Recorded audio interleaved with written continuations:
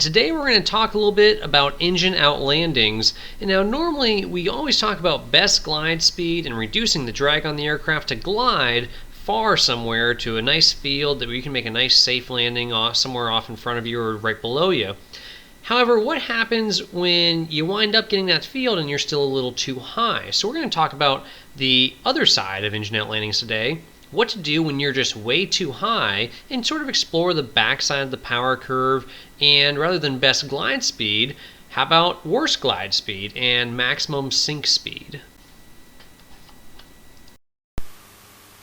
So if we lost our engine and we make the runway, and what I'm going to do is I'm just basically going to hold it and pull it back as much as possible.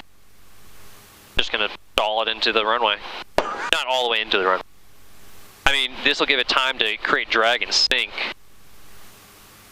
If we actually dove for the runway, we'd never make it. Right.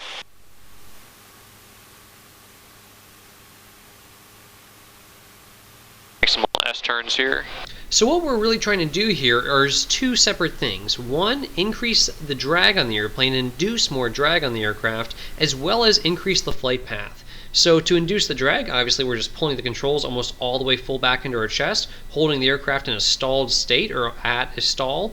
And then we're also using lots of rudder input to keep the aircraft from rolling off into a spin, and also using that rudder and aileron together to make S-turns to increase the flight path that we're flying so we can fly a slightly longer distance, again giving the aircraft more time and distance to sink through the air.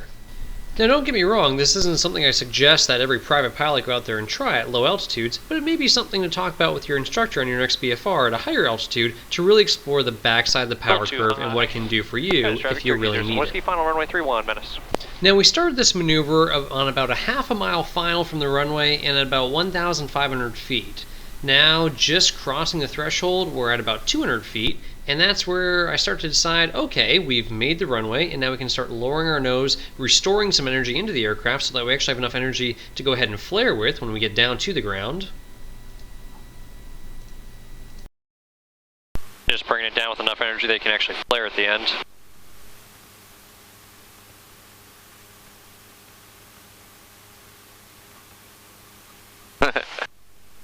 There we go. That's good.